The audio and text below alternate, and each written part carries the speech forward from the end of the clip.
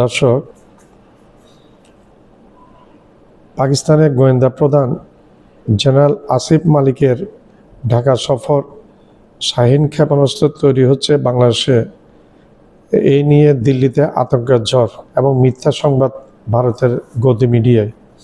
শুরু হয়েছে ভারতের চরম অস্বস্তি।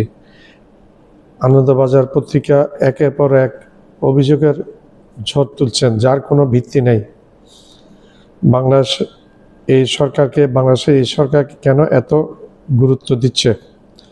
বাংলাদেশ সরকার এই সফরকে, পাকিস্তানের গোয়েন্দা প্রধানের এই সফরকে কেন এত গুরুত্ব দিচ্ছে, তা ইন্ডিয়ার গণমাধ্যমে কেন এতটা নিয়ে তৎপর ভাবছে বাংলাদেশের এই সমস্ত ব্যাপার নিয়ে। ভারতের দাবি, আইএসআইয়ের এই সফরের দায়িত্বে আছেন লেফটেন্যান্ট জেনারেল আসিফ মালিক, সাথে আছেন আইএসআইয়ের উচ্চ পর্যায়ের শীর্ষ সামরিক কর্মকর্তারা। তারা বাংলাদেশের সামরিক কর্মকর্তাদের সাথে উচ্চ পর্যায়ের বৈঠক করবেন এবং গাজীপুরের সামরিক কারখানা পরিদর্শন করবেন। ভারতীয় গণমাধ্যমে প্রচারিত এই সমস্ত ফেক নিউজ অনবরত দিয়ে যাচ্ছে ভারতীয় ফেক গণমাধ্যম। বাংলাদেশ পাকিস্তানের নতুন সামরিক বন্ধুত্বে ভারতের উদ্বেগের জায়গা বা কারণ। বাংলাদেশের সাথে পাকিস্তানের এই নতুন বন্ধুত্ব, সামরিক বন্ধুত্বই ভারতের উদ্বেগের কারণ, ভয়ের কারণ। পাকিস্তান তাদের শাহীন ক্ষেপণাস্ত্র বানাতে চায় গাজীপুর সামরিক কারখানায়। এইসব ক্ষেপণাস্ত্র পারমাণবিক অস্ত্র বহন করতে পারে, যা ভারত তার নিরাপত্তার জন্য বড় হুমকি হিসেবে মনে করেন।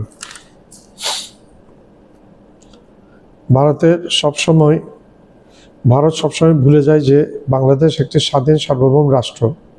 গাজীপুর সামরিক কারখানা বাংলাদেশের প্রতিরক্ষা উন্নয়নের একটা অংশ। ভারত মিথ্যা অভিযোগ করছে বাংলাদেশ একটি জঙ্গি তৈরির হাব। বাংলাদেশ নিজস্ব নিরাপত্তা ব্যবস্থায় আরও শক্তিশালী হচ্ছে, সেই অধিকার বাংলাদেশের আছে।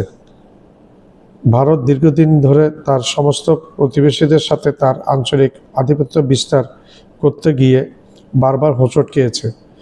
বর্তমানে ভারতের সাথে তার প্রতিবেশী পাকিস্তান, চায়না, বাংলাদেশ, নেপাল, শ্রীলঙ্কা, মালদ্বীপ, ভুটান, এই 7টি দেশ, কারোর সাথে ভারতের সম্পর্ক ভালো না, সাপে নেউলের সম্পর্ক।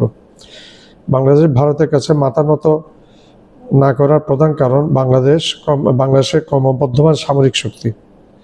স্বাধীন দেশ হিসেবে বাংলাদেশ তার নিজস্ব কৌশলগত অবস্থানে নেবে এবং ভারত তা আটকাতে পারবে না।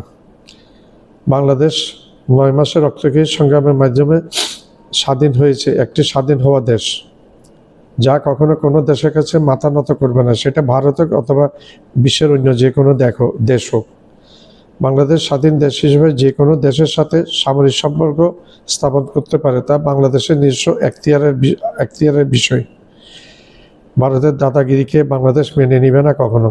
বাংলাদেশ পাকিস্তানের মধ্যে ফাটল ধরানোর যতই চেষ্টা ভারত করুক না কেন, কখনোই সফলকাম হবে না। ভারত কখনোই বাংলাদেশের ভালো চায়নি, চেয়েছে বাংলাদেশকে তাদের কররাজ্য বা অঙ্গরাজ্য বানিয়ে রাখতে, যা 15 বছর তাদের বান্ধে স্বৈরাচারী শেখ হাসিনার শাসনামলে করিয়ে রেখেছিল।